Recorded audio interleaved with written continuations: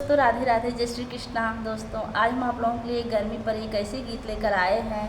जो लोग गर्मी से बेहाल हैं वो लोग इस गीत को तो ज़रूर सुने। देखिए, एक पत्नी अपने पति से गर्मी के बारे में कैसे बता रही हैं और कैसे उनको समझा रही हैं कि आप नैनीताल जल्द से जल्द चलिए। वीडियो को फुल वॉच करके देखिए और यह गीत आप लोगों को कैसी लगी कमेंट में ज़रूर बताइएगा। इतनी गर्मी बाटे मनवा बाबे हाल सजनवा चलता नैनीताल सजनवा ना। इतनी गर्मी बाटे जियरा बाबे हाल सजनवा चलता नैनीताल सजनवा ना।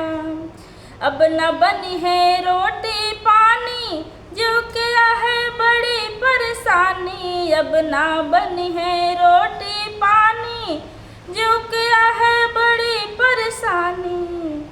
टप टप चूए पसीना में कप सब बह जात सजनवा चलता नैनीताल सजनवा ना।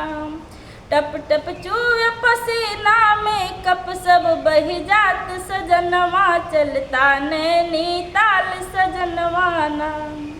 इतनी गर्मी बाटे जियरा बाबे हाल सजनवा चलता नैनीताल सजनवा ना। मम्मी पापा की समझादा खाना होटल से मंगवादा। मम्मी पापा की समझादा खाना होटल से मंगवादा।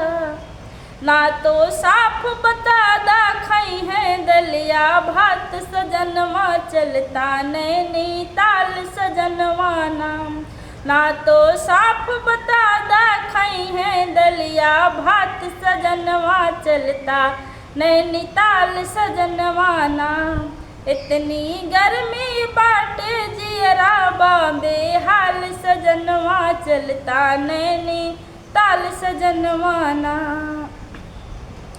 बहुते बहुते गर्मी सहली इतना कभू बेहाल न भैली। बहुते बहुते गर्मी सहली इतना कभू बेहाल न भैली।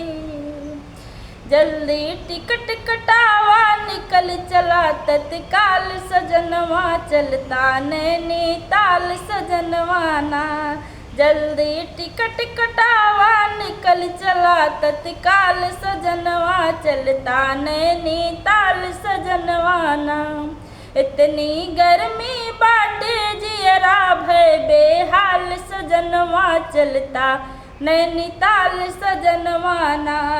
इतनी गर्मी बाटे जियरा भय बेहाल सजनवा चलता नैनीताल सजनवा ना।